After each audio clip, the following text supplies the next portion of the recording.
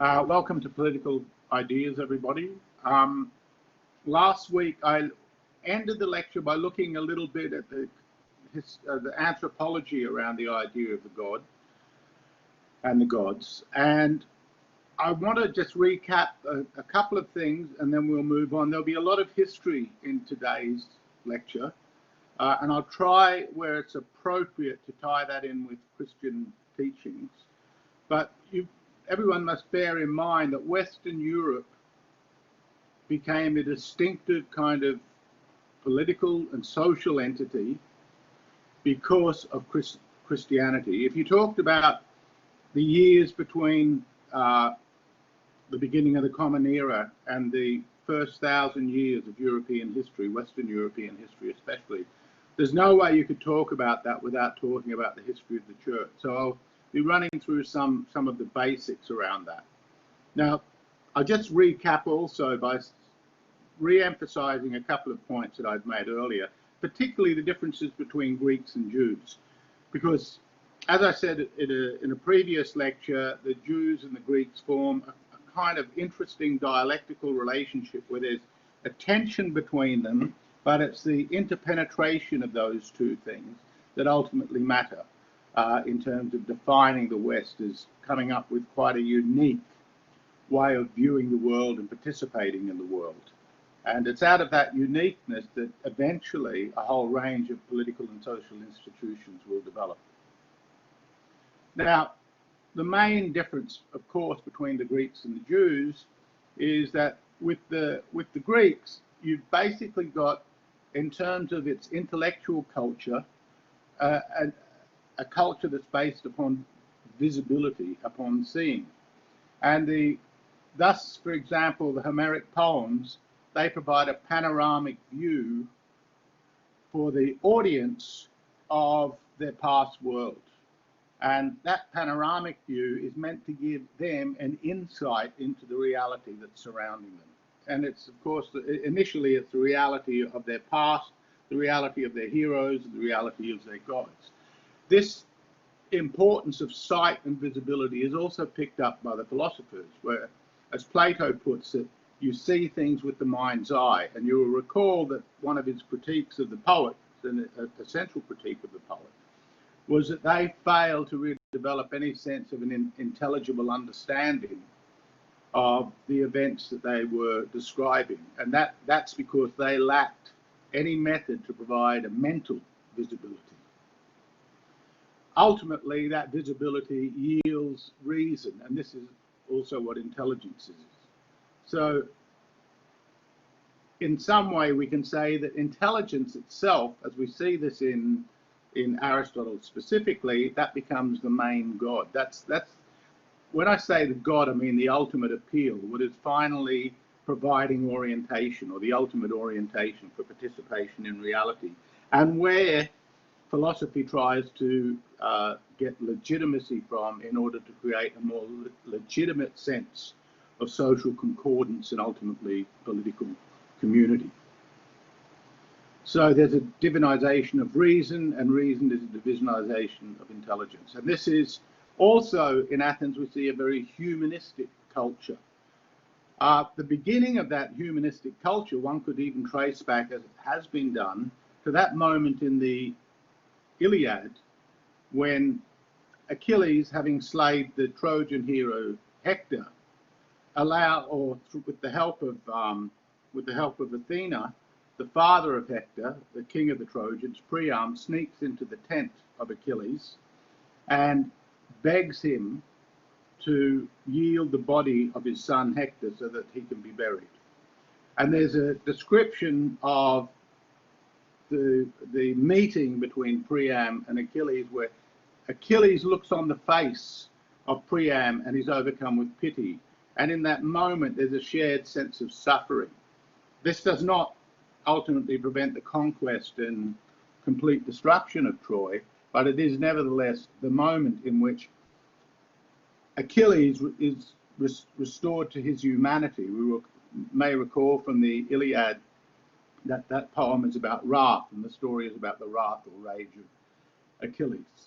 And So this idea, when I say it's a humanistic culture, it doesn't mean that it's a godless culture, but ultimately what it is a sense of common human suffering. It's part and parcel of that picture. And the philosophers are trying to make sense of that and trying to find a way to bring political and social order to try and stop the horror that they have experienced and lived through. So the arts and politics and philosophy, in a sense, all line up in some way to form, you could say, the three great P's of the ancient Greek world. That is the world of poetry, the world of politics, and the world of philosophy, or the practices of poetry, politics, and philosophy. And politics is seen as a way of mediating between different groups in order to reach some kind of concordance and some kind of peace. In this respect also, even within politics then, as we see very clearly in Plato and in Aristotle, reason has a significant part to play within social existence and political existence. And I had mentioned before, I compared briefly the book of Job with the works of Plato and Aristotle, and in there, the central idea that I wanted to bring across, that is to present it in a philosophical way, is that the book of Job ultimately is drawing attention to how little any human being can know, and that the ways of God are not known to man unless God himself reveals those ways.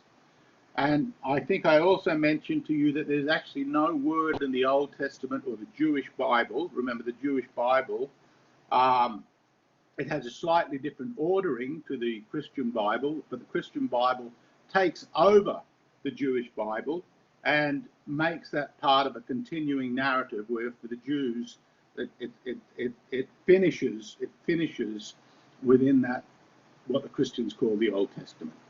And philosophy is absent. There is a wisdom teaching there, and you can see the Greek influence in a book like Ecclesiastes.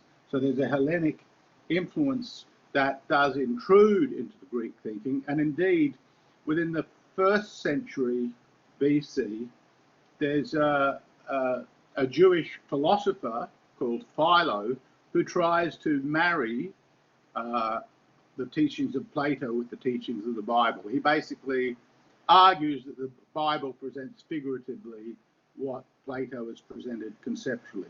Now, this is not a common view, but it is the beginning of an attempt to try and integrate these two disparate worldviews. Now, I'll just briefly, again, I touched on this last week, but I'll just touch on what's the core things that the Jews believe, because we must remember that Christianity would not have been possible without Judaism, that Christianity is really an internal revolt within the Jewish religion. So that is why, again, it sees the Jewish Bible as a step on the way to the final revelation, and the final revelation is of course, in Christendom, or the ultimate revelation is God sending forth his Son, who sacrifices himself for the world. This idea of sacrifice is going to be a key and pivotal concept within the Christian tradition. Sacrifice, of course, is intrinsic to all peoples. That is, it's a ubiquitous concept. But what the Christians do, and there's a sense of picking up something in the Old Testament or the Jewish Bible, where it is said when Abraham has been ordered to sacrifice his son Isaac, and then the angel stays his hand and says God will provide the sacrifice. Well, the Christians later read that as, yes, God provides the sacrifice by himself being the sacrifice. And that is a momentous anthropological shift in the understanding of what the relationship between gods and human beings. But before I get to that, just coming back, the world is created by God. So the world, it's not, as it is with some of the Greek philosophers, something that emanates from within the divine intelligence. And that's often called an emanationist theory of creation. But ultimately, that's an intelligible ordering of the world. And that intelligible ordering is ultimately accessible to the philosophical mind. For the Jews, it's God's decision. Now, over the centuries, there'll be so many theological disputes about whether God is all-knowing, and if he is all-knowing, then, and if he's omnipotent or powerful, then he must have known exactly what the fate of the world will be before it's created, and indeed the fate of every soul. And that idea is picked up within Christian theology. But if we look at the Bible itself, what we notice is something I pointed out before: God speaks reality into existence, then he sees what happened, then he affirms it. That's a very significant difference to the way the Greeks are working. So there's a distinction between God and humanity, and one of the linchpins of that, and again, it'll be the source of endless theological dispute, but there's a certain kind of freedom of the will.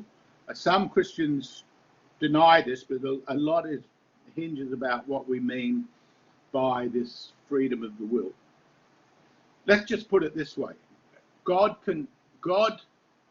acts in such a way that the human has to be open to God's intervention, to God's participation in life, in order to be able to act in accordance with God's will. That might sound a little convoluted, but it's that there's that requirement of an opening. So in this sense, again, I think this is Jewish as well as Christian, the self is, when it separates itself from God, it's because it believes itself in some way, shape or form to be able to exist independently of that relationship with the divine. And from the Jews and through the Christians, this is ultimately what's denied. So the world is created by God. In other words, the world is a creation. It's a miraculous creation. There's no necessary reason that reason could discover why the world has to exist. Further, God sends forth his prophets, and he has a covenant with his people.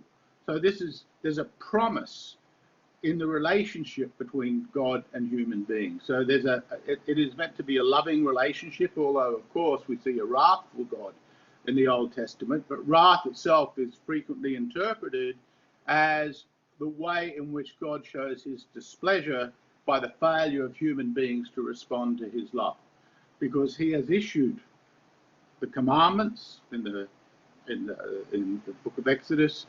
He's issued the commandments which are really the revelation of how humans should be lived in order to find some redemption. The greatest of the prophets, of course, is Moses. And the thing about Moses was that he led the people out of exile from Egypt. And again, I think I made this point last week, and indeed I did make the point last week, that Moses being born in Egypt, and the Egyptians had enslaved the Jews, and the exodus from Egypt is in many ways a rejection of everything that the Egyptians stood for. Now, there are indications that the Jews too sometimes had slaves, and we know in some of the earlier books of the Bible that there is a great deal of war and conflict, and indeed early on there is a holy war in a sense that the Jews are participating in order to gain their territory. But with the decline of the Israelite kingdom, with the fall of the Israelite kingdom, this then is symptomatic of the Jewish faith of the transformation that is undergone within terms of the covenant. So the covenant is a living God, and God himself is alive through a constant revelation. So the revelation isn't just given once, it is a continual revelation. And this is also why the idea of prayer works a certain way within this tradition, that there is a real relationship, a loving relationship between God and his people. Now, in the first books of the Bible, what's called the Torah, God lays down the law, and it is by living in accordance with that law, and the Ten Commandments are part of that.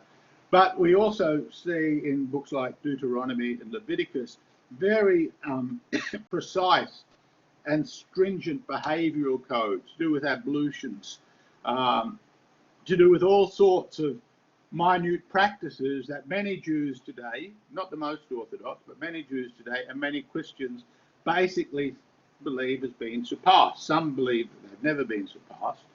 And ultimately, as we will see within the Christian tradition, the law is not negated, but it's seen as being completed with the law of love. Though the law of love actually does appear, that is the command to love God and love the neighbour, that appears in the Jewish Bible, that appears in Leviticus and appears in Deuteronomy. The other thing about the Jews are, and this is a very important point, and this will be really significant later in the development of Christianity. The Jewish God is a universal God, but he has his people. So other people don't pray to that God. Other people aren't interested in that God. And in the main, there's some historical moments where this is not the case, but in the main, Judaism is not a religion of conversion. This is unlike Christianity and unlike Islam. Both of those religions are religions of conversion. Both of them seek a universal people to fit the universal God, whereas the Jewish religion is a God of a tribe. It's a God of a tribe. But their God is nevertheless a universal God. I've mentioned he commands love of the neighbour. There is also a promise that the world will be redeemed, and that redemption will come when the Messiah comes. So when the Messiah comes, the formulation is that the lamb will lie down with the lion, or the lion will lie down with the lamb. That is, that there will be a great peace. So there's a promise of a great peace. And what you're seeing in the biblical tradition is the idea that there's a promised future. Now this is very important, and again, it's something quite distinct from the peoples of the book and other peoples, because in the main, the tendency of all peoples with their gods was to be looking backwards, to look back at the past. And there's a sense of some kind of degeneration and some kind of fall. We find this in the writings of Hesiod amongst the Greeks, for example, and we find it elsewhere. And the other important part of the indication of the significance of the past over the future is the way in which ancestral worship has been so common. Now, pedigree and ancestorship is going to be very important to the Jews as it is to the Christians. And you find one of the Gospels gives a long pedigree of the ancestral development that leads up to the birth of Jesus. That's very much indicative of the temporal framework in which this book is written. The other thing, do bear in mind too, that the Bible is written over a huge number of generations and over a very large period of time. It's impossible to date precisely when the first writings of the Bible occur, but we know that in terms of the narrative, that it's put at something like 2000 BC. It may be that it's an oral tradition for centuries and centuries before it becomes a tradition, a written tradition, and it's also highly likely that the latest let me just slightly rephrase that. When there is a consensus about what books constitute the Bible, that's not until about the 3rd century BC, if I recall rightly. And when something about the Christian tradition we'll see is there's often an ongoing dispute, and this continued right up until Luther, for example, so that's into the 16th century, about which actual biblical works become part of the Orthodox faith. I don't mean Greek Orthodox or Serbian Orthodox, but the main faith. So it's very polyvocal, it's very polychronic, and in the Bible we see that there's very different aspects of the relationship between God and humanity. And I think I said this before last week too, that what you've got in the Bible is essentially a chronicle of a relationship and the chronicle of a promise and insight into participation in the world. I'll just come back to that. It's something I raised earlier, but again, I'll repeat myself. When you read the book of Genesis, although I have seen some people try and make the case that this is an attempt at a kind of scientific framing to account for the creation of the world, I can't really buy that. It strikes me that the central feature of the account of creation in the Bible is ultimately an affirmation about the value of the world, rather than a primary emphasis upon what the Greeks were trying to do, and that is to trying to designate it in a kind of quasi-scientific way of what occurred. So, and this ultimately, I think, to re-emphasize the point, the Jews were not that interested in discovering the mechanisms of nature or the processes of nature. They're not that interested in that. They're far more interested in how to behave in the world. You could say it's much more, and I use this word very loosely, it's a much more moral kind of teaching. It's much more about group behavior, about how we get orientation in our participation in life by the way that we act. So it's looking at very much at what we do and what happens when we fail to heed God's will.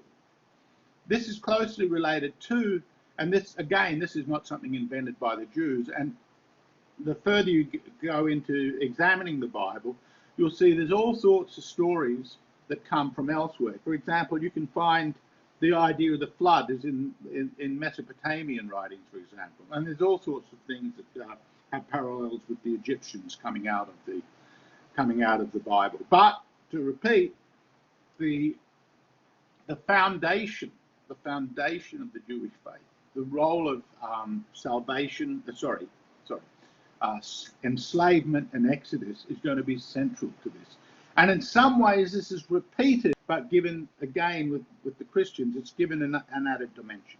But so this idea of the judge of the world, the judge of the living and the dead, again, that's not unique to the Jews. There's Mesopotamian intimations of that. There's some Greek things that suggest there's also different locations for those who've done well and those who've done good and those who've done evil. So this sense of good and evil, this seems to be a common feature that humans grapple with over time. But the Jews bound all of this up with the idea of the Messiah and the covenant. Now, I said that Christianity is really an internal Jewish revolt. What you see two groups that appear in a very negative light in the Christian Bible are the Sadducees and the Pharisees. I don't want to go too far into this because there's differences between them, but basically they're lumped together in the Bible. And both of those groups are, you could say, the hegemons of the Jewish priest class. So you have got a people that have now been conquered by the Romans. So Judea, is a part of the Roman Empire. Generally, the Romans thought it really sucked. They generally thought that the Jews were nuts. They thought they were crazy, religious fanatics. And when Jesus was performing his miracles, at least it was believed they were miracles by the faithful, and speaking to people and gaining people to follow him, much of that was also at the expense of the Jewish priest class. And it was the Jewish priest class that was ultimately responsible for Jesus being taken to the Romans, who then did the act of crucifixion. But that would not have happened unless the Jewish priests had wanted this. Now, this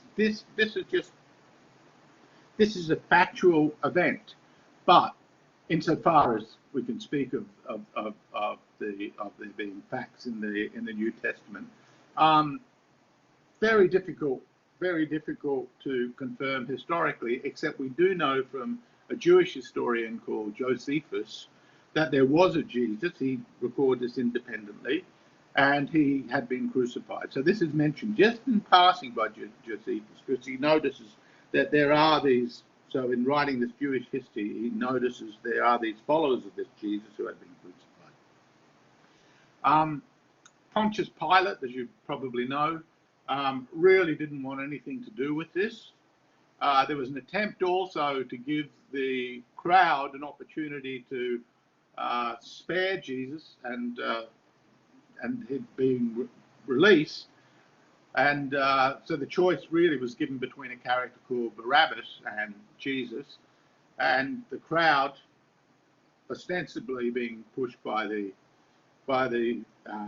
Jewish priest class, were supportive of Barabbas being released, not Jesus. Now, let me just say too, the position of the Sadducees and the Pharisees is very understandable, because if you believe the Jewish teachings, it is inevitable that you will see that, or almost inevitable, because obviously some Jews followed Jesus and went along with a whole set of new doctrines, but you will see that, or you will believe that Jesus couldn't possibly be the Messiah because the world was not at peace. It made no sense within Jewish teachings. So for someone to be claiming to be the Messiah, the idea also that God could be present amongst his people now in human form also made no sense. So the doctrine of the Trinity, which would eventually, and I'll talk about that a little later, because it takes some time for that doctrine to be recognized as doctrine within the church, but it makes no sense within the Jewish tradition for there to be a doctrine of the Trinity. It's just really great. So there's all these things that Christians are doing which are seen as quite sacrilegious. There's a very interesting, I've mentioned him once before, he's a Jewish philosopher, very interesting philosopher called Franz Rosenzweig, writing in the earlier part of the 20th century. He died in 1928-29.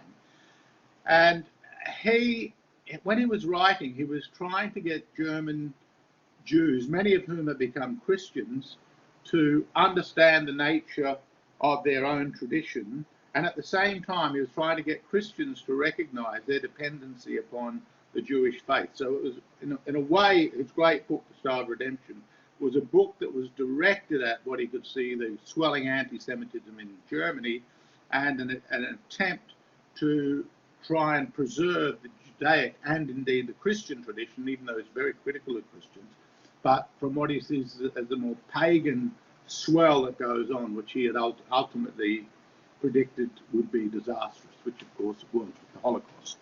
Now, one of the things that Rosenzweig was having a correspondence with this other man I've written on quite a lot, called Eugen Rosenstock-Huessy, and in their letter exchange written in 1916, when they're both really, engaged in this heavily polemical discussion about the nature of Judaism and Christianity, at a time when, of course, most intellectuals weren't religious, so they were since reviving their respective traditions. And at one point in that correspondence, Rosenzweig exclaims, "Look, Jesus had to be crucified, and if Jesus came back to earth, I myself would crucify." So that's a strong statement. Now, part of the tension and at times outright hatred and cruelty, and as Christians gain more power, of Christians towards the Jews, comes from the fact that they saw the Jews as responsible for the death of Jesus. And of course, at this stage, Jesus is also still recognized as King of the Jews. And we'll see that it's after his death that the question arises, are the Gentiles, that is the non-Jews, the pagans, can they become followers of Christ? And as we'll see with Paul, the argument is yes. So it's originally a Jewish sect. It's an internal revolt. It's an internal revolt, partly tactical as well. And the tactic of the Christians is that they think that what the Jews have been doing is simply going along with the Romans, and they're not getting anywhere. And what they see Jesus is doing is opening up a new path. And they see this as a completion of the covenant in some way, and a new chapter in the covenant, the New Testament, so to speak. Another really important aspect of this, which I cannot emphasize enough, is it is a repetition of the idea of Exodus and the Exodus from bondage, but now the Exodus is seen as turning interior. It's going to the interior of the soul.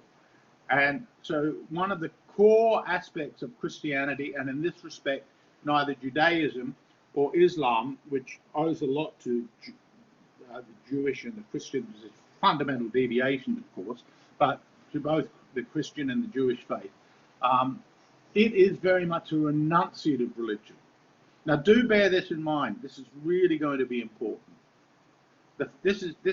So what we have sociologically and historically is we have a renunciative religion emerging in a far-flung corner of an empire, of a military empire, and at that stage the greatest military empire that had ever existed.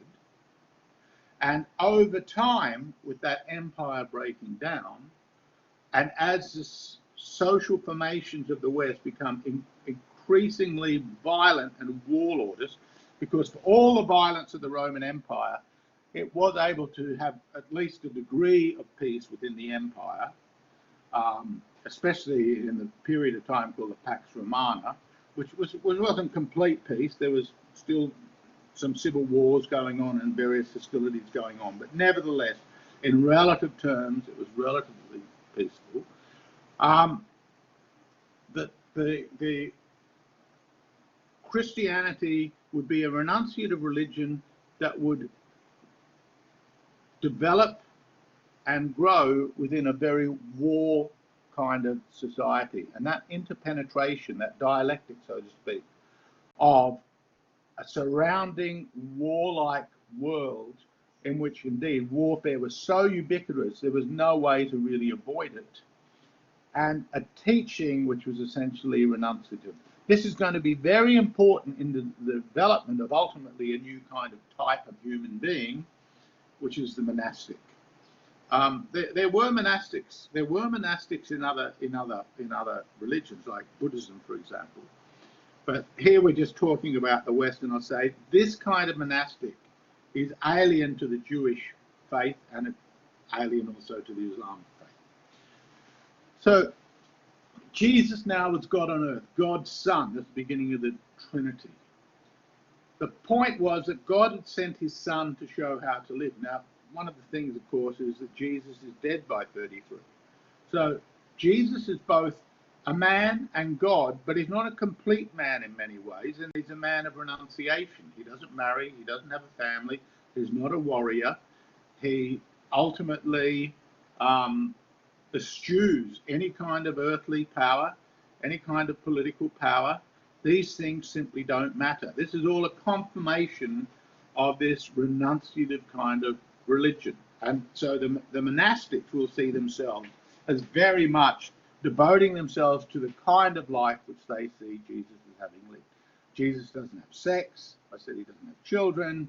And he dies well before the fullness of life. So he's, in a sense, cut down in his prime. But this is seen by the Christians as all part of the miracle. Another thing is that there's a reconstitution, and this, I think this is a typical thing when you've got a kind of internal revolt within a, let's say, a framework of a large story, or some people might want to call a mythology, and this larger mythology. And the word myth simply means, it's a Greek word for story. So within this larger story, what we're seeing is that because the Messiah had come, but the world is not in peace, then he will come again at the end of the world, when there will be the great apocalyptic moment, and then there will be the great peace. So, and that's all, of course, part of Revelation. And the book of Revelation is a mighty strange book. In many ways, it is nothing like the rest of the Gospels or the epistles or whatever, the other writings in the New Testament.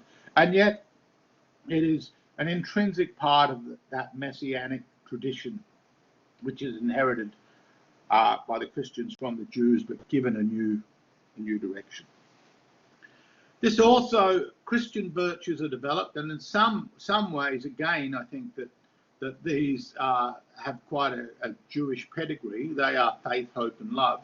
You recall the classical Greek virtues, wisdom, justice, temperance, like balance, courage, and piety.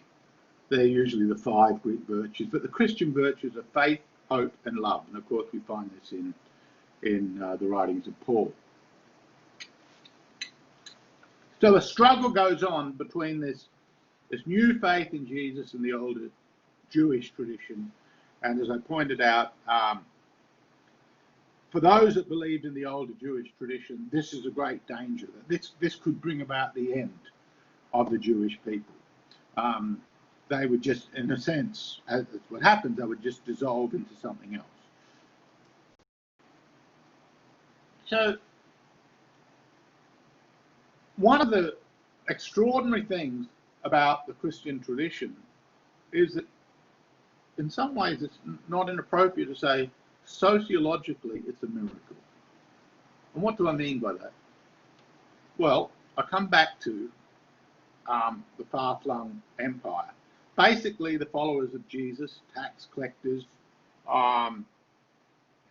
people generally seen as of the lower class, if anything of disrepute. They're really the riff-raff and nothing of the society, fishermen. They're not people with any prestige. In Roman terms, they're not people that matter. They're not people, if we took our contemporary understanding of power, for example, and we would say, who's the most powerful people alive today? We would think those people with lots of money or lots of political power, perhaps celebrity and fame, whatever, but we would look for something tangible of that sort. These people really had nothing but their faith and their devotion. So but their power over time was revealed to be that it was so strong that what would begin as again, to use a Roman formulation, as a sense of madness, a sense of despair, with a guy that had suffered the worst humiliating death, that is to die on the cross. That was something really, again, that you did to the lowest of the lows. You did it to slaves. You did it to those people that were rebelling against the empire. They were the rubbish, in a sense, would be crucified. A Roman would never crucify another noble Roman, for example. So how is it possible that within a number of centuries that the Roman emperor himself, who it was beginning to become a pattern, it wasn't necessarily the case, but Augustus had already set this in train, that the emperor could themselves be seen as an embodiment of the divine in some way. So how is it that you go from having someone who's riffraff, who just is surrounded, someone who's leading riffraff, who doesn't matter, who's just caught up in the politics of a horrible part of the world, a wretched part of the world for the Roman point of view, the fanatical part of the world. How is it possible that that person then becomes a god that the emperor worships? How is it possible that this religion spreads through the Roman Empire? And that is a fascinating question. There's many aspects to it. I think the most important thing about it is that ultimately it appealed to slaves. So it got in on the ground, from the ground up, because the way the Romans saw the world is the slaves were they didn't have a voice. They didn't matter. If they had been in a family long enough, there might have been some compassion, and then maybe they had got their freedom, and then they could be a free man. But that didn't mean that they in turn would treat their slaves well. So what this is also saying is you had a social order in which slavery played a decisive role. It was central to the economy. It was not the only. There were people who weren't slaves doing economic work. There were traders, and there were farm holders who, working with free labourers, etc. But nevertheless, these the stories, the mythology of the Roman, the religion of the Romans. And the Romans were very open. They weren't particularly pure about, or they didn't much overly care about who people worshipped. But the Jews were suspicious, and when the Christians came along, they were really beyond the pale, because they were making claims about their godhood that just went contrary to was contrary to everything the Romans believed. So that's meant there's this vacuum of belief. Now, because the slaves are also part of members of families, now there's big farms and everything where in some instances the slaves don't have anything to do with the family household, but the tutors are often slaves, so there's some slaves are always going to be intermingling with some members of the family. And it seems that the movement is slaves are infected in a sense by this idea, that the spiritual direction that the Romans have is, and all peoples need some kind of spiritual power. We moderns today, whether it's good or not, try to do it with morality, but need some kind of spiritual direction. We do it with ideas. That's something we'll talk about later in the semester. But the Romans, there was a lot of self-disgust. There were all sorts of things happening in the empire where educated Romans were looking at the behavior of other Romans and thinking this is sick. From things like the games, which was part and parcel of daily life, and I'm talking about the gladiatorial games, where there'd be huge displays of carnage. They would reproduce battles, they would bring in animals to kill people en masse, and the Christians were amongst an early set of victims that could just be sacrificed in the gladiatorial games. But there were a lot of Romans, educated Romans, who thought this is really sick. But the other movement, the important movement, there was a lot of women who would often, because the women folk didn't participate in public life. And don't get me wrong, women could be as brutal as men in many ways in ancient Rome, even if they weren't fighting in the army. But nevertheless, they would often become friendly with the slaves. And they'd be intrigued by what the slaves were talking about, what they were believing. And here was this new strength. It was an internal strength, but it was stronger than philosophy. And it was much more widespread. And it meant slaves would get together in groups, often secretly or usually secretly, and participate in these rituals which gave them a sense of spiritual purpose and meaning. At the same time, over time, and there's also, I won't go into this because it's a very long story, and if you do the foundations, I do go into this, but Rome begins to decline as an economic power. And there's internal corruption, and this internal corruption begins at the head. So if you read Roman philosophers like Tacitus and Polybius, Tacitus and, forgot the name for a second. But if you read them, you will see that there's a discussion of, or the treatment of the Roman emperors is really a story of endless debauchery.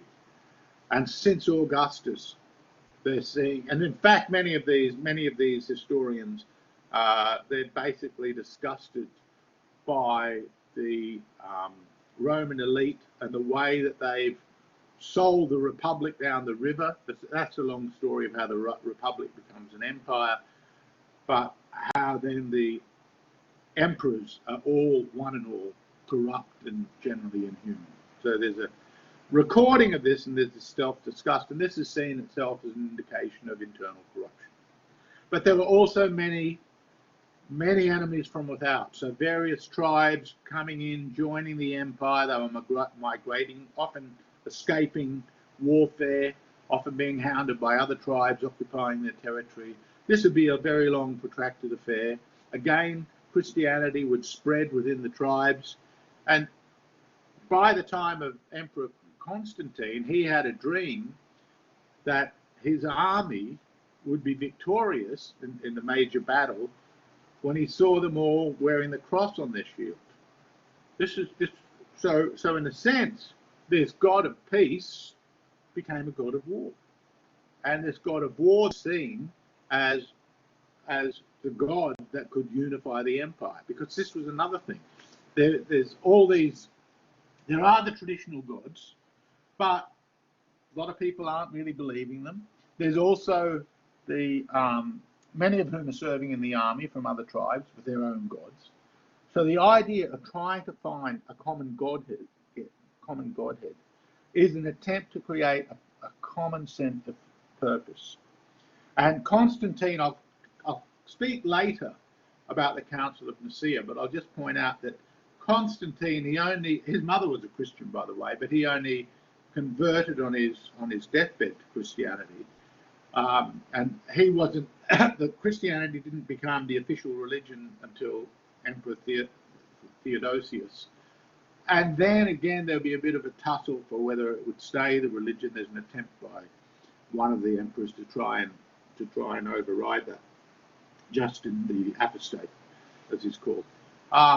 But nevertheless, what Constantine is trying to do with the Council of Nicaea is trying to bring not only empire into one empire, it's the beginning of bringing empire into one faith, but it's also, and this is very important, to ensure that there actually is a body of faith that is agreed upon, because by 325, there's all sorts of Christian sects and heresies, and this will persist for a very long time. Now, another way of saying this is there's an attempt to find unity within the empire. There's an attempt to find unity. Traditionally, philosophy tries to do that through law and statehood.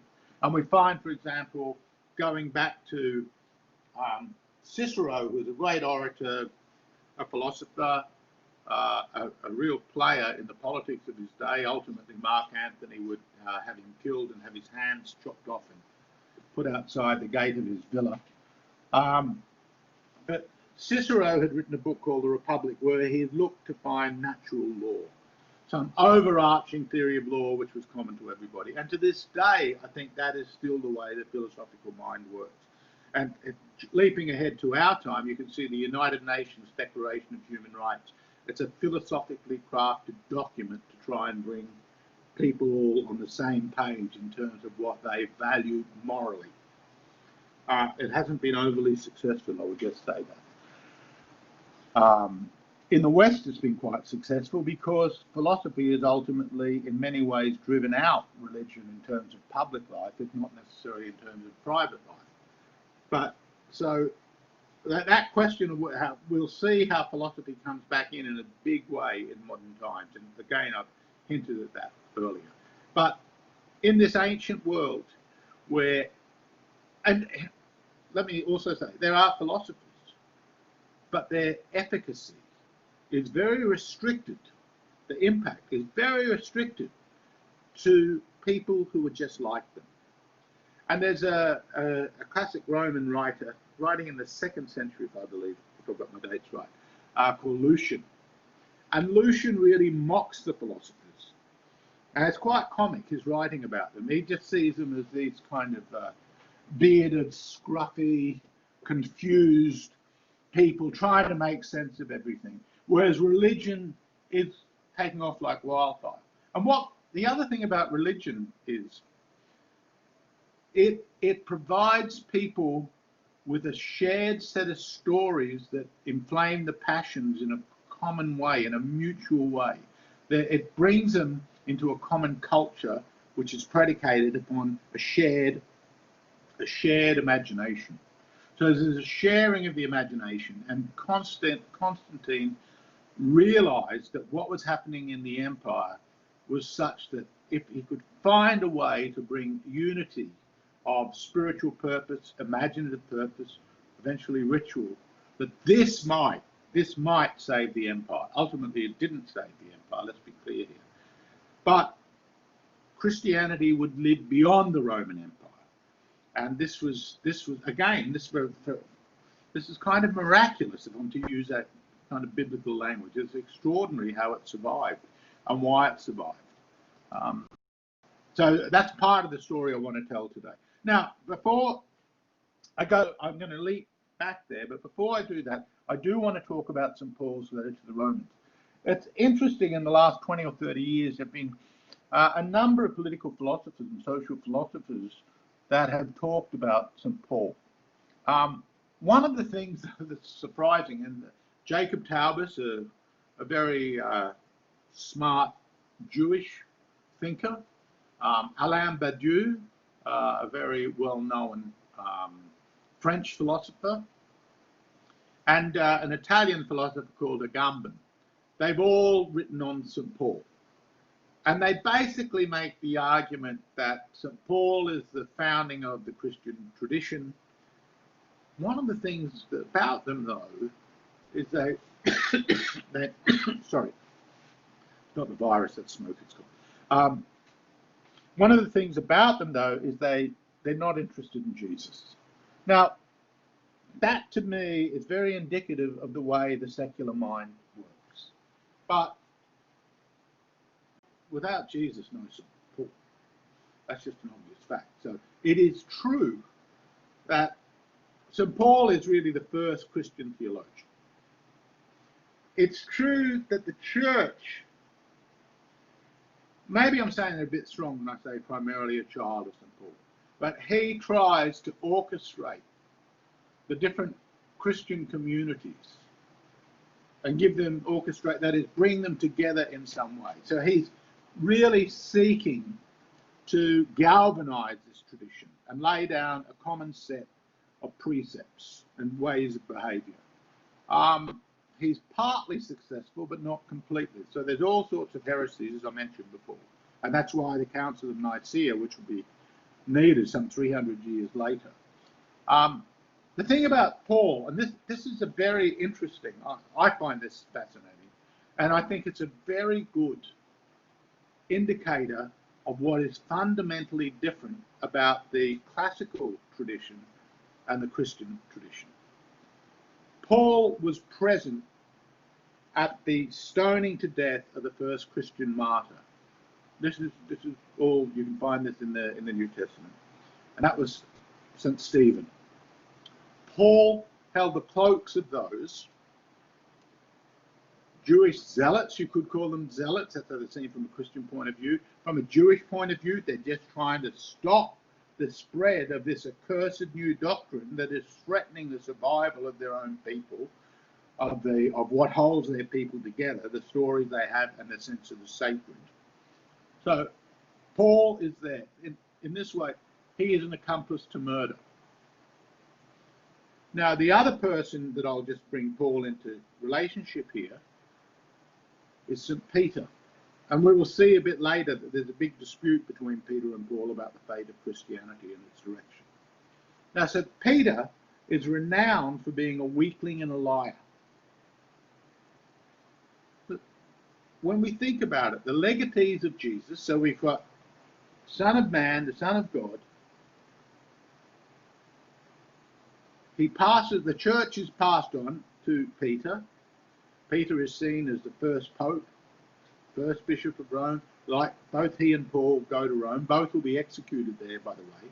But Paul is seen as the person that gives the doctrine an integrated sense of unity. And one is the accomplice to murder and one is a liar. What is this saying? This is really a renunciation of the idea that strength of moral character, strength of ethical purpose should be the foundation of things. No, it's human weakness. This is the thing. It's human weakness. It's the weak and the broken. And this does come out of the Jewish tradition. It's very Jewish. Take King David, right? King of the Jews. King David is also essentially a murderer. He sees Bathsheba and wants her, and then orchestrates for her husband to be murdered so he can have her. You know, he repents of that, but he doesn't. So repentance of your weakness, let me frame this another way. We act, and when we act, we do damage. We act out of weakness, and we act in a broken way. Then we try and hit the mark. And the idea of sin the strict translation of that is you miss the mark. But you basically don't know what you're doing. And in this way, you're like an infant. A person is like an infant. You don't know what you're doing. And once you realize it, then you can repent. If you come to God and you receive God's grace. That's what's required of this. So very different tradition. I can't emphasize this enough. Very different tradition. It's not based upon ethical understanding. Certainly it's based upon love of the neighbour and precepts, which you could say are a kind of ethics. But ultimately, our weakness is intrinsic to it. We make the world with the broken bits that get redeemed. That's the way I put that. It's the redemption of the broken bits, the rebirth of the broken bits. So this idea of rebirth, and this is something really that, again, it's taking something that they looking back at, see an incipient form in Judaism, but they really pronounce this. They really see this with clarity. And there's a rebirth, and this is the idea of you're reborn in Christ. So this idea of being reborn in Christ by accepting Christ as your Savior, you're acknowledging all the sin that you've done, and now by being reborn, filled with God's grace, you hope to do better with faith, hope, and love. Now, the letters to the Romans, I'm just going to give you a quick overview. You'll notice in it that there's a lot about circumcision. And so the Jews were instantly recognizable to others because of this physical, you could say, deformity or sacrifice that had been made by the cutting of the foreskin of the penis. What Paul does is he takes this idea and he turns it into something metaphorical. So he's talking now, when he's talking about circumcision, he's really saying what we're really talking about is a spiritual transformation. It's not the outer, it's not the external. Remember me saying about the renunciative interior nature of Christianity. This is really what Paul's great contribution is. Although you find this in what Jesus says, but Paul underlines this sense of interiorizing the spirit. Now, the other backdrop to the letters to the Roman is this is the great dispute between him and Peter. It begins as a Jewish sect. Is it only the Jews that will be saved, or will the Gentiles be accepted? And here, the distinction has been made between the Greeks, the Jews with their law, the Greeks with their wisdom, and the folly of the Christian. And the Christian, just as I said, remember that the Christians see that we act, we do damage, we're broken, and then we seek redemption. With our weakness, we are fooled. We recognize our limits. And in recognizing our limits, the phrase will later be used by Soren Kierkegaard, a Christian thinker in the 18th century. There's a kind of leap of faith. There's an act of faith. We recognize that we can't do it on our own. Here, God has sent Jesus, his son, and we follow this. If we follow this, we'll be able to create new bonds of solidarity, and we'll be able to find salvation. So it must be universal. It can't for Peter. For Paul. And Peter accepts this, but it must be.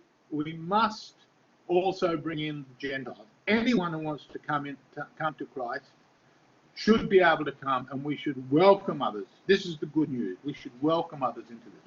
You could say that in this revolt now it's just a question of marshalling the numbers. Well, that wouldn't be completely wrong. But there's also differences that are kind of muddied before Paul become accentuated between the Jews and the Christians. And this is so the idea of Jewish law and circumcision is a fundamental one.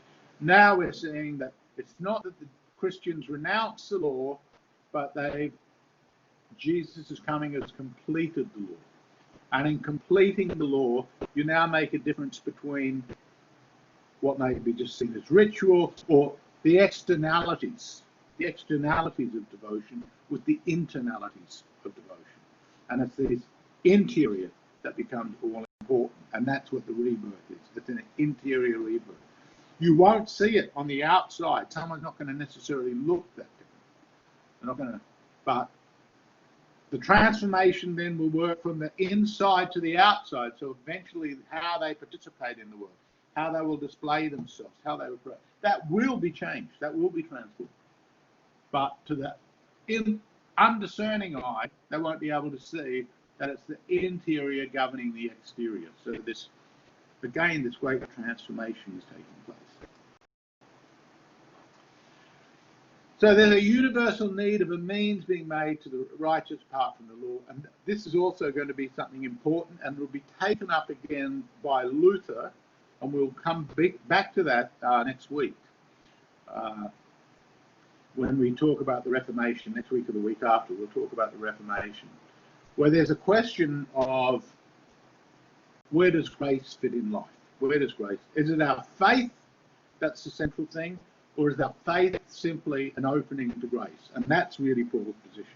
Our faith is just an openness to grace. But our faith alone, it's not our headstrongness, so to speak, that makes us capable of service. And again, this is very important to spell out. In what the Christian view of social life is the life in which everyone is a servant. Everyone is serving God. And within that greater mission, so to speak, and that's a very Christian word too, even though now, of course, the managers have got hold of that term, but initially a very Christian term. The mission is occupying the post that is your fate, is your destiny, is your task that you perform, so to speak. They're quite, fate and destiny are not really, they're pre-Christian, pagan terms, so to speak, or extra-Christian terms. But let's just say, wherever life has put you, and you will start to see that life has put you where God needs you. So you overcome that sense of fatality by the recognition that everything you do is serving God. Now, this change of mind, change of heart, open to grace, and an acting on the basis of grace is all transformative in your participation in life. So the true Jew, just pick on that point about the internal versus exterior, is the circumcised of heart, not of the flesh. In this way, too, all except the Christians stand condemned for God because they are not open to the one thing that can save them. Being condemned means ultimately being closed off from redemption. There's no grounds for boasting of works. Again, when I mentioned Luther, this will be a centerpiece in his conflict with the Catholic Church. He argues they put so much emphasis upon good works, whereas, and here's the point, our works may seem to come to nothing. It's like we're throwing seeds out there, and we may not live to see the goodness of what we do. Likewise, we may think that because we've built something splendid, and we think that we've done it for God, but Paul is arguing if it's not really driven by the grace that's been opened up, that we've let God into our heart, so to speak, but it's God is working in us, through us. God's power is working through us and in us, which is what faith is, rather than our own paltry. And this is you know, we're weak, we're fragile, we're dependent. These are all the Christian tropes. So any work we do, ultimately, we may get it wrong. It may just be a puff of air. It may look like a magnificent temple, but it amounts to nothing. It may have no spiritual, ongoing sense of purpose in the great redemptive plan. And this is what it is. It's a great redemptive process. So grace makes righteous. It's a free gift from God, and Christians have a new life in Christ.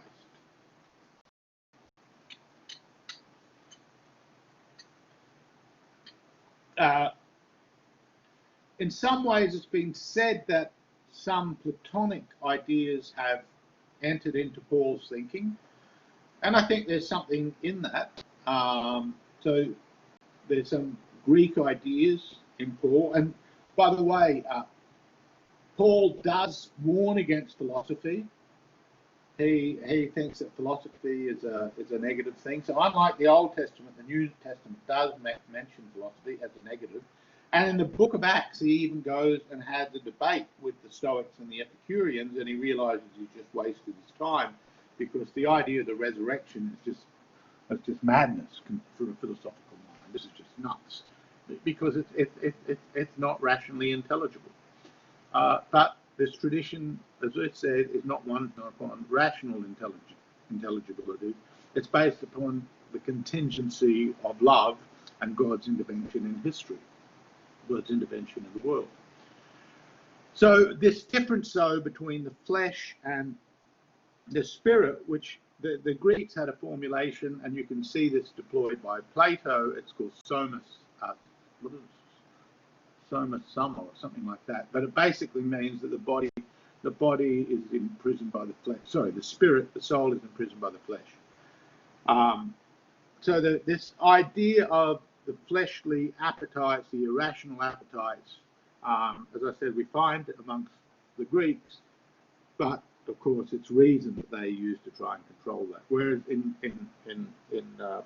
it's grace that is ultimately what liberates the spirit for Paul. So all who believe, Israel, though, he says, has refused to believe. So this is, again, Jews will find a number of writings of Paul, writings of St. John. They'll find early anti-Semitic sentiments, but I think it's a pretty long bow to see what happens in the 20th century and bring that right back to what is essentially, as I said, an internal Jewish revolt. The other thing that Paul says is that it's necessary for a Christian to submit to civil authorities. Now, this will be very faithful in the history of Christianity, and it creates a certain understanding of political authority which will weave itself through the entire Christian tradition. Ultimately, though, it is also laying a foundation for the idea that the civil authorities should themselves be Christians. But at this stage, this is not what Paul is envisaging. In part, this is also because he sees the end of the world as nigh. So for Paul, the idea is that, well, Paul is under the impression that the Messiah is coming, Jesus is coming, is inaugurating the end of the world that should happen soon. It's only when it doesn't happen, the idea enters into the Christian religion that it's a long way off, that the eschaton is deferred almost indefinitely into the future. Augustine, who we'll talk about in a moment, Augustine indicates it's 1,000 years away. It means, you know, let's put it off to the never, never.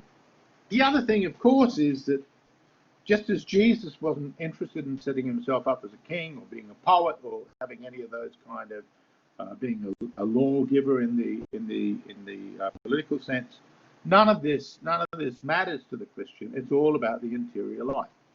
So give Caesar what is Caesar's, what is God, as Jesus had said with the coin example, when asked whether or not he would submit to the authorities. So, but basically what you're doing is you're revolutionizing the outer world by revolutionizing the interior world. Change the inside and the externals will follow. I think that is the logic. That is the logic. And the law is the new law of love. Owe nothing to anyone except to love one another, for he who loves his neighbour has fulfilled the law. Love the neighbour, but you can't really love the neighbour unless you've got God's grace to help you love the neighbour, because love of the sort that's required does not come easy. Again, just a willful act. It's an act of submission. That word will appear in Islam. It ends up having quite a different intonation or inflection in Islam, but the idea is that the one thing they share is that your will can be in the way of God. Get out of your own way. I'd mentioned the end of the world is imminent. Look, the other thing, I think, there's this great line in Paul. For we know that the whole of creation groaneth and travaileth in pain together until now, and not only they, but ourselves also, which have the first fruits of the Spirit, even we ourselves groan within ourselves, waiting for the adoption to wit, the redemption of our body. Now, this is, I think, an indication of the absolute dire sense of desperation that seems to have afflicted Paul and those like him, that people at that time. They had nothing to lose. They felt that there was nothing worthwhile in the world that was worth salving. There had to be a spiritual rebirth of the world. And I don't think it's any accident, as I said, that it takes place within the Roman Empire, an empire that was particularly brutal and cruel in its treatment of slaves and the enslaved, of people that, enjoyed themselves by observing the suffering of others. There's something really sick in all of that, and Paul picks up on that sickness, and he sees a God that's come to relieve that sickness as the means of salvation. Now, the church spreads very quickly, and in an earlier slide, I gave you, you can see Paul's travels, and he's traveling hither and thither. He's going to Turkey, he's going into Rome, he's going into Greece. He's moving about because all these communities are springing up, and it does begin to spring up like wildfire. Now, if you want to get a sense of just what you might call the bizarre transformation that takes place, let me use that, bizarre, that is alien, strange. If you study Roman or Greek history, and you're looking up to the time of Christianity, the idea that there's this various sects springing up all over the place as part of the story, it's not going to be in your story. What you'll be talking about, if you're talking about Roman history, if you're talking about the death of the Republic or Imperial Rome, you'll be talking military history. You'll be talking about the social mores. You might be talking about the role of women. You might be talking about the entertainment. You might be talking about the treatment of slaves. But the one thing you will not be talking about at that stage is the idea that there's all new communities that are bound together by a sense of faith. That there are these new religious communities. Now, there were some, let's call them spiritual communities, the Epicureans, for example, but they were relatively isolated. They weren't this kind of what's the word I'm looking for? Exponentially growing new kind of social formation. But within a couple of hundred years, in fact, even by the end of the first century after Christ's death, everywhere, and you can get a sense of this, let's just say Paul, let's say he did write those works. He would have been an old man when he wrote these works. So 70 years after the death of Christ, 80 years after the death of Christ, whatever. Here we see all these different communities springing up. The other thing is, it's not a political entity. It doesn't mean that there's not going to be politics, and Paul's writing is, you could say, the kind of politics insofar as it's trying to get people to act in a similar way, but it's not state. It's not like a state body. It's not, and it doesn't really have any centralized system of coordination. This will be important. It takes a long time for the church to be really centralized. What you've got, what evolves is a number of different communities, and then they have a representative, and they become a bishop, and then you've got a hierarchy builds up, but it's also territorial and regional, and so you've got different types of communities accentuating different things. So in Syria or in Egypt, as opposed to Greece or in Turkey, or in Rome, where these communities are all starting to spread. they're all slightly different, and various regions take on their own kind of characteristic form. But at this stage, there's no real ruler, no ultimate authority. So this is very important because retrospectively, Rome will be seen retrospectively as the most important source of church authority. But this was not immediately the case at all. Not immediately the case. The other thing is that doctrines will be thrashed out within communities. And there's a kind of quasi-democratic, not democratic so much in the way we understand it, but as doctrines are presented, basically the representatives of the communities, they get together in these councils and they stamp their feet and they decide, yeah, we'll go with this rather than that. But they are basically representing their community. And doctrines would abound. I've said until the Council of Nicaea, but that's not really the end of it because there's still all sorts of disputes. So you've also got some really interesting characters, church figures, and the different groups. They are each playing a different role. But very early on, it will be seen that martyrdom is going to be central to the church. And in early church history, churches will be built where martyrs have spilt their blood. That becomes an important part of the storytelling of the Christian community. So they're, in a sense, reproducing Christ's sacrifice, because the way they requite evil with evil is to become a martyr, which is to not do evil to those, not fight them. And initially, the way the earliest Christians were forbidden to be in the army. This would all change, but initially that is the case. So there are all sorts of things that Christians were expected to do to show their solidarity with the faith. As I said, there's variations within this, but there's certain thematics that you can see that are quite common.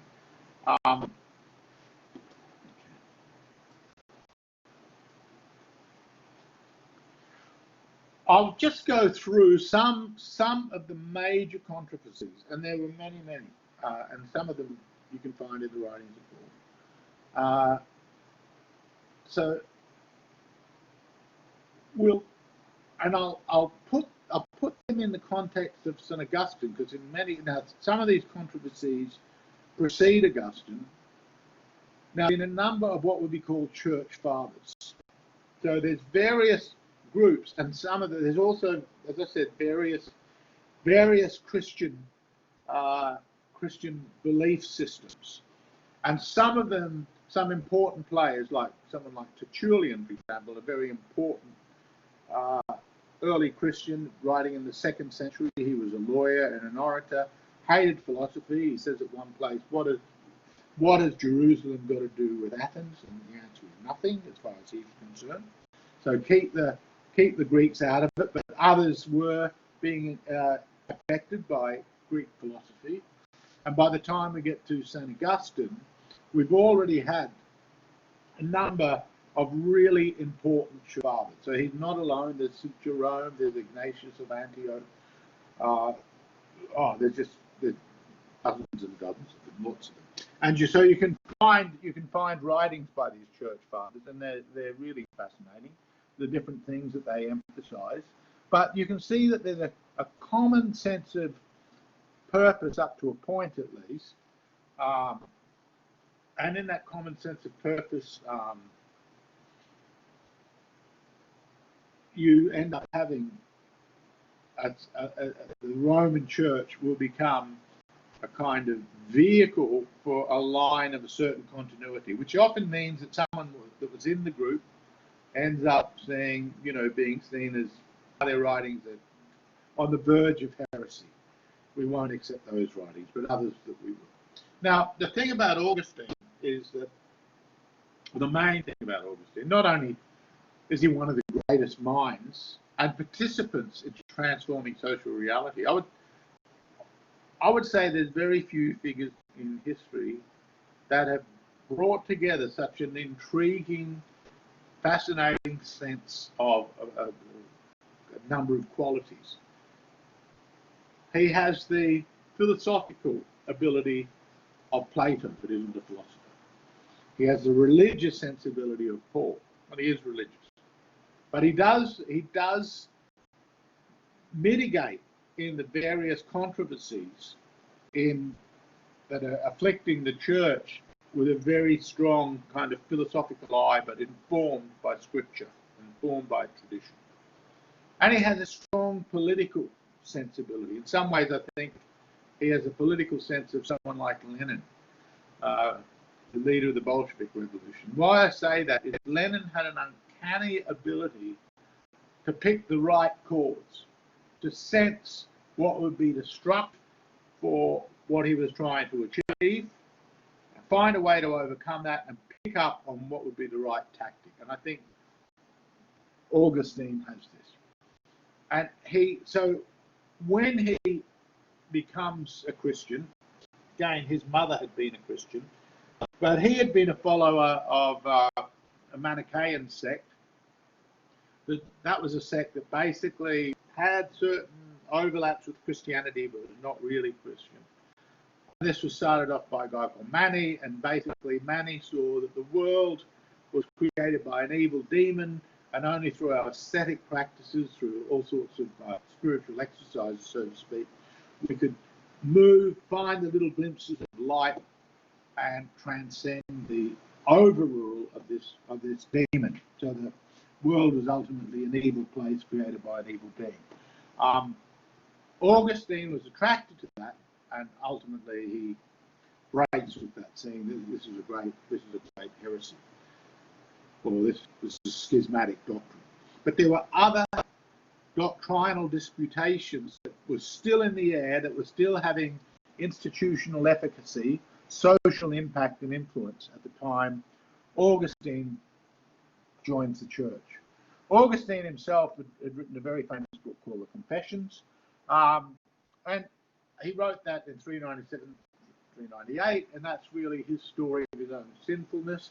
He tells a famous story of having robbed an orchard of pears when he was young, and you really think, God, of all the things that one could do that's simple, why are you worrying about that? But the point he chooses that is he's saying there was really no rhyme or reason I did it. I just did it to do something bad. And he said this is part of the danger of the human heart. It often just acts to destroy things. And I have to say that I also consider Augustine one of the greatest human psychologists that's ever put pen to paper. And if I were to list my top 4 or 5 psychologists, I would list Shakespeare, Dostoevsky, Augustine, and possibly the Marquis de Sade. Marquis de Sade's, I don't teach in this course. He's a very nefarious, even evil character, a very dark character, but he's very insightful about the darker side of human life. But Augustine is also very insightful about the darker side of human life. He has a very profound understanding of evil, one of really great understanding. So he is interested when he becomes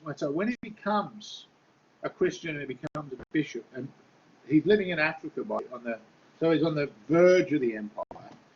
And Africa had been, of course, under the Roman Empire.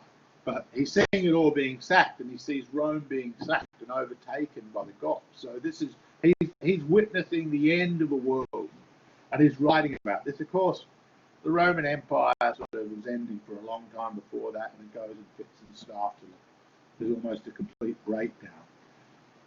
And the other thing, and I've said this before, the Roman Empire was predominantly an urban empire with agrarian regions feeding it, but the centerpieces were urban, and this is what ultimately would break down. The financial centers would break down, the roads would break down, its inventions would break down. It would just end up in eventually a kind of de-urbanized chaos, which was also affected by other groups of people I'll talk about later, hopefully in this lecture.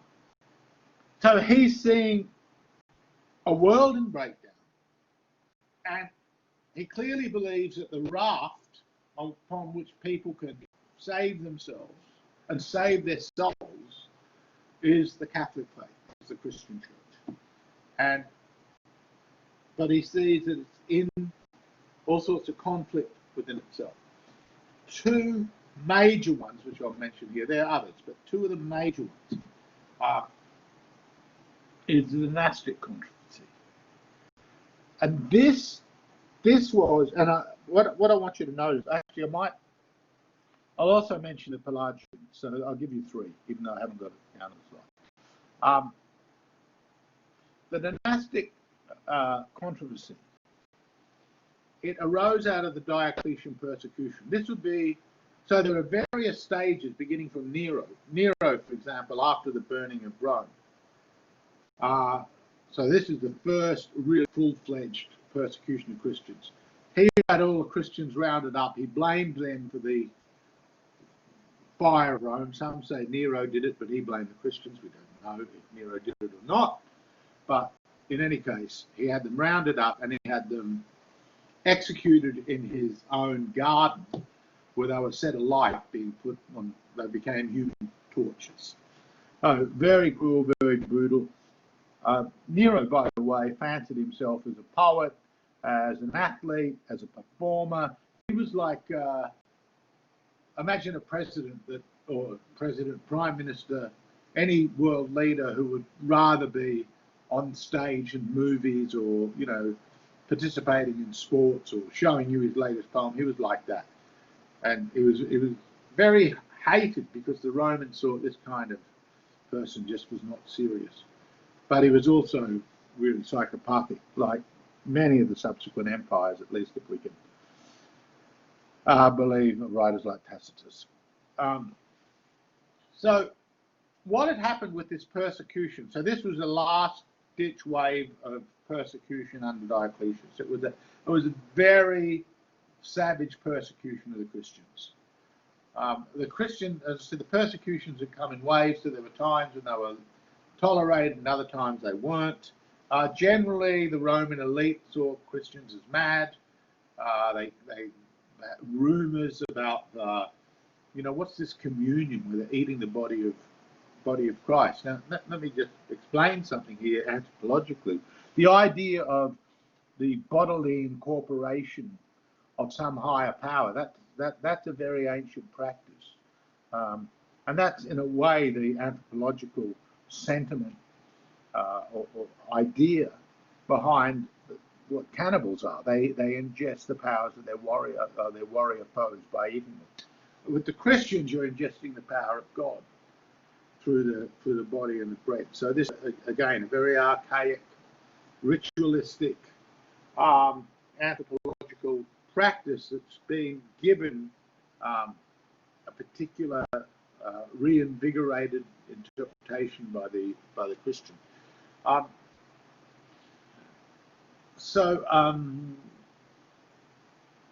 For the Romans, though, this is just cannibalism. This is just horrible. They also thought that the Christians were engaging in all these love festivals, which is what the Christians used to call their communion. It was a feast of love. But of course, that didn't mean an orgy or something like that. But for the Romans, that's exactly what it meant. Oh, they're all going there and they're having sex and they're all mad and they're debauched and they're like cannibals and they're completely deranged and they're completely crazy. But it was also the case that anyone who wanted to galvanize the empire by believing in the old gods found that the Christians just weren't playing ball. Christians were given plenty of opportunity to at least pay lip service to the Roman gods and renounce their god in lip service. They didn't really care if they were having secret meetings. In fact, it was a nuisance. If you were a governor of some part of the empire and someone said, go and fix out those Christians, think, oh God, I don't really want to have to deal with this. That seems to be the way it was treated. But Diocletian, as I said, he took it very seriously. He was trying to get rid of what he saw was the rot that was destroying the Romans. And he demanded that Christians hand over the books, and that's dynastic, means the giving over the books. So the dynastic controversy was that there was one bishop in Africa who said, look, any Christians that have given over the books, that have renounced their faith by going along with the authorities, We can't let them back in the church. Now note this. This is really the antithesis of that sense of weakness and sin that we find in Peter and Paul, that is the basic foundation of the church. So this is basically requiring a degree of ethical behaviour for your salvation, rather than grace and your weakness, dependency upon that grace. And this is what Augustine quite brilliantly picks up upon. So he sees that what the Donatians are doing is asking too much. They're asking too much of human beings. We have to forgive each other, because it's in our mutual forgiving that we'll be able to create this greater body. And this is true. Remember what the church is doing. It's creating this great big body of solidarity over time and over space. This is what its earthly manifestation is. Although it's meant to be the interior, and we'll talk about how that happens in Augustine. Nevertheless, the way it's the church is in many ways the heart of it, but it's also the body of it, the heart and body, the heart and soul of it. And someone like Donatus, or the monastic, the bishop that doesn't want to let them back in the church, he's stopping the process.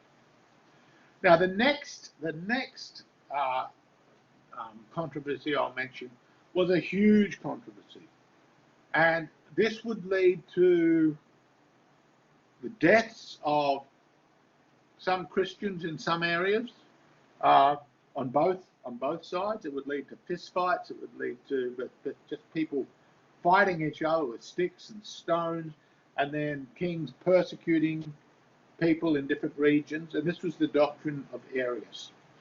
And this was the biggest threat to Christendom, at least until the 11th century, when the East and Western Christendom break up. This could have killed Christianity. So Arius was considered to be a brilliant theologian. He was a very charismatic person. He was a great orator, but he was challenging. And remember that the church doctrine develops over time, so it's made on the fly. But it was because of Arius that the Nicaean Council was ultimately called. He would be the centerpiece of this. And the Arian heresy, as it came to be known, was really looked at different stages as if it would be victorious in that controversy. And entire kingdoms and regions subscribed to this particular brand of Christianity. So Arius was Christian, but the dispute around the Trinity would be the centerpiece of the conflict. And the dispute all hung around one letter of one word, which had a huge conceptual difference, and ultimately in terms of the practice of Christianity and the way the church would be and what was required of believers. It mattered enormously. So what did it come down to? And it was whether Jesus was ultimately, I've used the term merely human. Now, Arius doesn't quite put it that bluntly. That's what his enemies, and the greatest enemy of Arius, who spent his life having momentary victories and then living under persecution, because what was happening within the empire is that there were changes going on within the empire concerning the doctrine of Arius, or what had come out of the Nicene Creed. So the Nicene Creed, when that was put together, that was formulated at the Council of Nicaea, called by Constantine, to try and hunker down what Christian doctrine was. That had sided against Arius. So the different bishops had gone there, they had sided against Arius, because they said what Arius is saying is that Jesus comes after, is lesser than divine. He's lesser than divine. Now Arius makes it clear he's not merely human, but Athanasius says, come on, he's less than the divine. He's not God. He's human. That's what you're saying. Be honest about it. And you could say the followers of Arius are kind of find this wriggle. What it comes down to then is if Arius is right, then the doctrine of the Trinity doesn't mean anything. And the doctrine of the Trinity is, again, it's one of those things that philosophers will just, have a field day with because it sounds mad. There's three persons in one God. That's all it is. There's the Spirit, there's the Son, and there's the Father. Now, if you think in terms of the biblical tradition, I know I find this stuff fascinating, and a lot of people think, why would anyone care? But the reason I care is because it was so important in so many people's lives for so long. So I think that we should try and understand why it mattered to them. And some of the things that matter ultimately depend upon how you see statecraft and how you see society and how you see what you see as the meaning of being human. So one of the things that comes out of the idea of the Trinity is that each person, in a sense, has a distinct role to play in the process of salvation.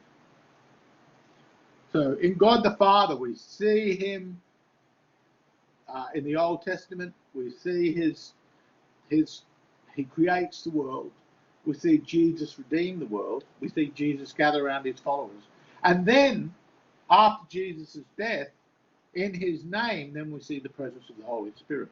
Now, it is true that the kind of book the Bible is, or to put it, the Bible is not a work of theology. It's a work of story and religion. It's a work in which you find law codes, but most of all you find parables. Most of all, that's the most common thing. You find chronicle and parable over and over in the Bible, with certain precepts, divine precepts. And of course, unlike the Quran, God does not write the Bible. The Bible is divinely inspired, but not written by God. That will ultimately be a very different thing. That means that the language of the Bible is not itself sacred. It's not being sacred, it can be translated. That's very important because the spirit of Christianity is spirit of translation. So there's this kind of flexibility in there because the revelation was also an open revelation. Again, that's very different to Islam, where, at least for the Sunnis, Muhammad is the seal of the prophets. I don't want to go too much into Islamic differences here. That's not really relevant. Well, it's not relevant at all. But it is different. It is different.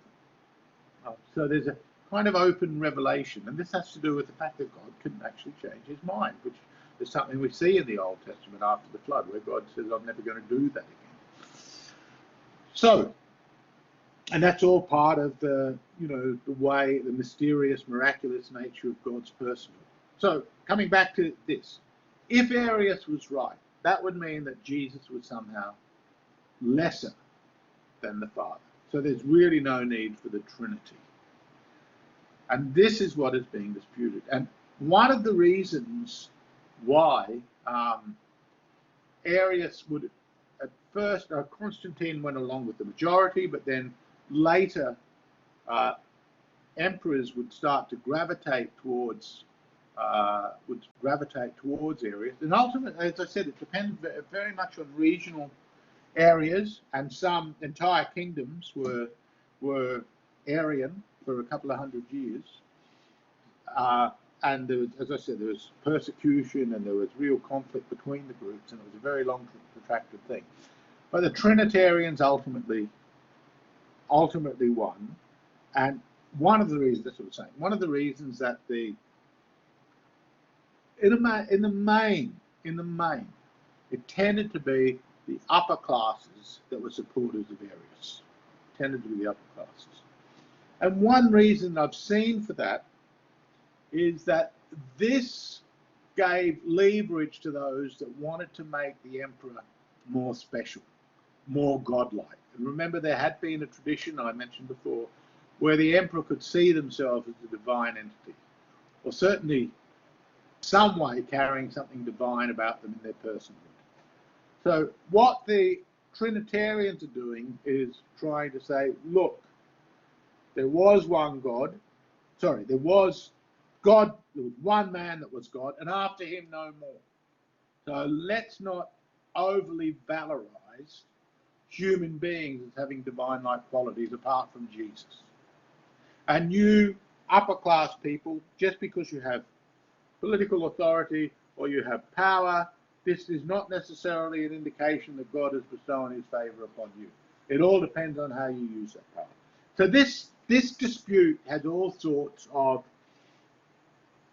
practical dimensions to it. And it was ultimately very practical reasons. There's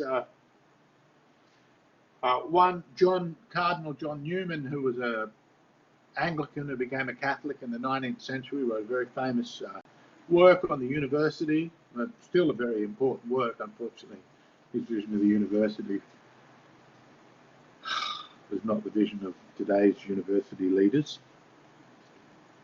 I won't say any more, but he's written a very good book which you can get for free at archive.org on the internet about the Arian controversy. And I think that's one of the really better books on that. I think he really understands what's at stake in that conflict. I said I'd mention one other controversy which I haven't put on the slide, and that's the Pelagian controversy. But that ties up with Arians in one important way. So this was a doctrine set up by a guy called Pelagius, and Pelagius had argued. Oh no, I've got it down here. I do have it down here. Okay, this is later, but I'll leave to that. The Pelagians basically argued that man is not born in sin, and that the free will suffices for redemption. So this idea of original sin is intrinsic to Augustine's view of life. Now, Augustine certainly thinks, and I'll get to that a bit later, but I'll anticipate it here, certainly thinks that human drives are such that our desires will capture us at some point, that our desires will eventually capture us, that we will succumb, that's just the way we are.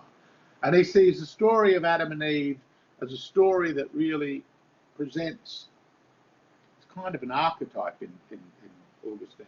It's a true story for him, in that it tells us something true about our nature, that we will succumb. Now, another way of saying, and let me just say, without necessarily putting it that way, I'll just say, and I say this as a secular person, I think the doctrine of original sin is just true. And another way of saying it is, human beings are such that they're bound to mess up. There's no way you can't mess up if you're a human being. And you have to come back from the mess up in some way. That is what I think is the existential insight that Augustine has. Whereas Pelagius, much like the Greek philosophers, is saying that, well, we're born in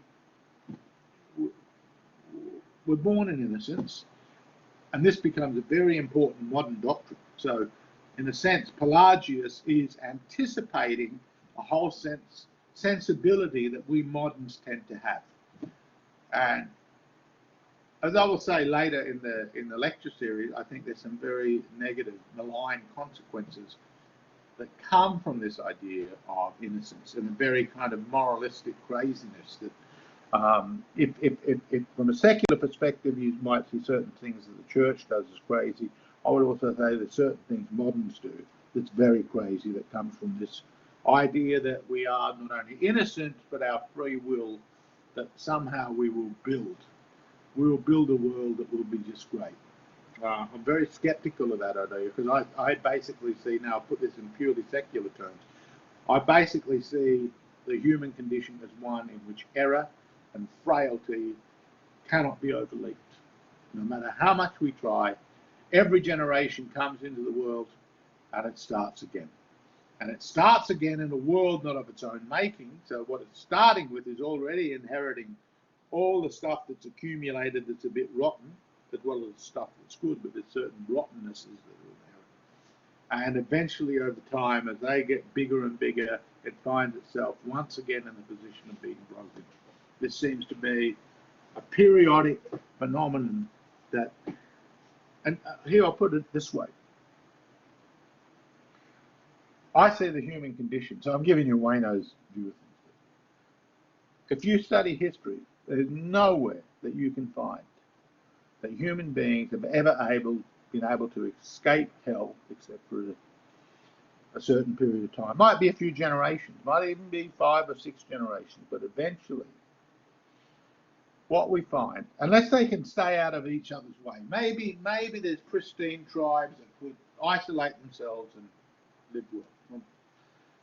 God knows about that. We don't have any proof of that, but let's just say that's a possibility. But that's not really going to help the rest of us, where resource contestation and all sorts of other things and war, and that is part of life. But we see that warfare is such a perennial feature of human existence that up until now, we can say the human race has always been in one of 3 conditions: going into hell, coming out of hell, or being in hell. So going in, being, coming out. And that is something that I think Augustine was all too aware of. And he was living at a time that was right in the midst of hell.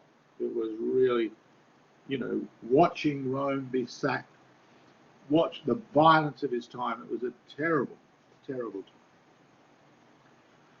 time. Okay, so he attacks Pelagius. Again, Pelagius expects too much. This is, in a sense, this is what they all got in common. The monastic controversy, the Arian controversy, and the Pelagian controversy. They all think we can do more than we can. So with the barbarian invasion of Rome beginning in the 4th century, as I said, Alaric sacks Rome, and that's the backdrop to his great work, his enormously long work, The City of God. I will talk for a moment about the City of God and the City of Man. Look, you can read this at your own leisure from the Council of Constantinople. So this slide will be going up. But as you can see from here, what we get a sense of is just how many different groups there are vying to kind of get hegemonic control over what the church is. Now, even saying Augustine was very successful, the disputational character within the church, that is, the church is an entity in which disputation would be inevitable. And as I said, what was happening in terms of the developing of church doctrine is that it gets made bigger and bigger because someone comes along and says, oh, I think this, and no one's ever really thought of that before. Never put it that way, and they think, oh my God, how do we deal with this? And as you'll see from this quote, there have been all sorts of things leading up to Arius. And because they hadn't been sufficiently dealt with, this is what grew. So they're trying to close down the heretical sects. Now, let me just qualify this too. It's very easy for moderns to say, oh, look, isn't all this diversity good? Wouldn't this all be great if there's all this diversity? Well, you have to have a certain degree of unity for diversity to be able to work successfully. But in a world where divine mandate is what you take your orientation from, it is very difficult. It is very difficult to allow plurality there without at least making the plural second-class citizens. This is what it's often said that in Andalusia and parts of the Islamic world, that they're more cultural high points, that they were somehow like a multicultural society because they allowed Jews and Christians to live. Yeah, but they lived as second-class citizens. There's been a lot of revisionist history that tries to gloss over this and tries to make it something like present-day United States or something. I think this is just untrue. I think it's just fundamentally dishonest. And the more reading you can do, I just recommend you do it. You might come to a different opinion than me, but I've read a lot of them and I don't believe it for a second. Okay, So what these councils are doing is trying to create a set of unity. Unfortunately, I'm not going to finish everything today. I will spend the next 10 minutes running through some of these core things of Augustine. First of all, I mentioned original sin. The key term is cupiditas, or concupiscence in Augustine, and that's basically just bodily appetites. Augustine says in one place, we're born between feces and urine. And that for him is an indication of that there's something sullied about the human condition from the moment of its birth. Augustine, again, he speaks a lot in parable. He argues, so it looks very philosophical, but it's also very much in parable. He sees grace, caritas, as fundamental rather than our free efforts. We can reject God, we are born in sin, but because we're born in sin, we cannot reach God on a system. Now here's the idea of election, and this is something that will be taken up again by Luther and by Augustine, and the church itself will have a very easy idea of this. And you can see it comes out of a sort of philosophical reasoning rather than biblical thinking. So I think in this sense, although Augustine is a church father, he doesn't completely escape, and in fact theology now has got stuck with, in a way, certain habits of the Greek mind. It's explanatory power. By the way, church doctrine will evolve over time, as I said. And in the year 1100, there's a classic, a very important work by a guy called Pierre Abelard, who I may talk about later, but if I don't, I'll just say he's sometimes known as a guy that got cross-rated. He was a gee whiz philosopher, orator, superstar of the day, who had a love affair with a young woman, this girl, called Heloise, and they married in secret, and the uncle found out and had him castrated. So it's quite a big story. And then her letters to him, the letters of Heloise to Abelard, it's one of the great love stories, but it's a very sad story. It's one of the great love stories in literary romance, even though it's a true story. But Abelard wrote this book called Yes and No, and what it did was it brought together, this is so before that had happened, it simply put on each page, the church says A and then the church says B, and what he was showing is it was full of contradictions. And that would be a spur to Thomas Aquinas in his great work, and Aquinas is, after Augustine, the next greatest theologian of the Catholic Church, and in many ways, I'll mention him again later, but in many ways he's a foil to Augustine. He put it bluntly, he's much more influenced by Aristotle than Plato.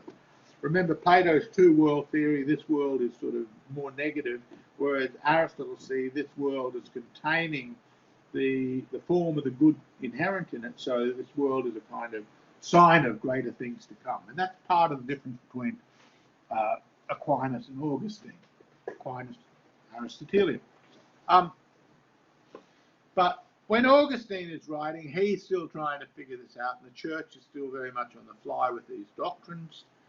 And he argues that, God must be all-knowing, God knows what he's doing, it's a divine plan, so there are the elect, and some of us are gifted with this.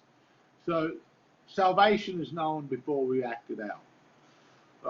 This doctrine will be, as I said, played out, repeated, kicked around this way, kicked around that way. It's very much a symptom of the philosophical mind of it. Another big important idea in Augustine, we do find intimations of this in Plato, but not so strongly spelled out. And this will be very fateful for a whole lot of Christian authors.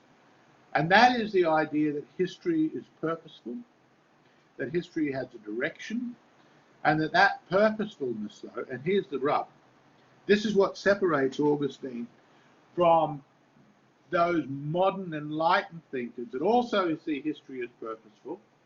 So there are modern intellectual thinkers They include Karl Marx, they include Georg Wilhelm Friedrich Hegel, they include other Enlightenment thinkers like Blemishes, and they see that history is progressing. Now, the difference, though, is this. The enlightened and post-enlightened figures, they basically see history as impressing through human action, acting in a certain way that keeps improving things, right? So it's the human volition, human will is the core of improvement. That's the opposite to Augustine.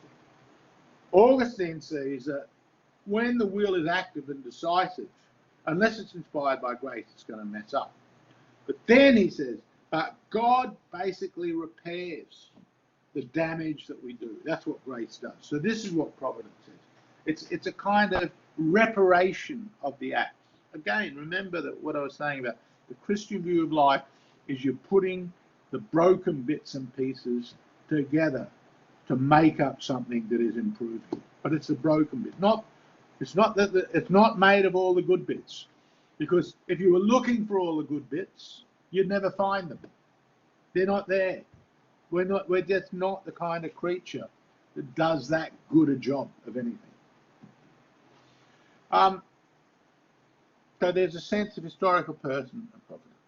The church is also seen as the place in which all souls, from Adam to the end of time, are united. So he goes back, and what had been the story then of the Jewish people and then early Christians, now he's seeing this as the whole world story.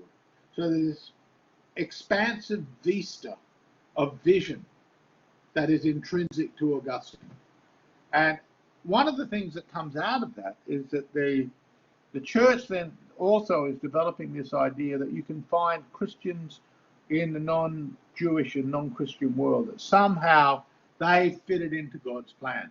But ultimately what you're seeing is everything that's happening, everything that happens in the world is part of God's plan. And what is the plan? The plan is the doctrine of love. It's the redemption of the world through love. Now, Augustine says there are four loves. That which is above us, ourselves, that which is on level with us, and that which is beneath us. No precepts need be given about the second and fourth of these. That is, what he's saying is, look, we'll invariably love ourselves. And that which is beneath us will invariably, the food and the things that we incorporate into improving our lot, we will, of course, we're going to love them. But the real issue for him is that we love in the proper order. So the source of goodness, the source of creation, that's fundamentally good. Evil he sees as the privative of good. So for evil to exist, there must be something good for it to seize, to take. Privative, it negates, it's a negating force. So it might, the rapist steals beauty and innocence or something,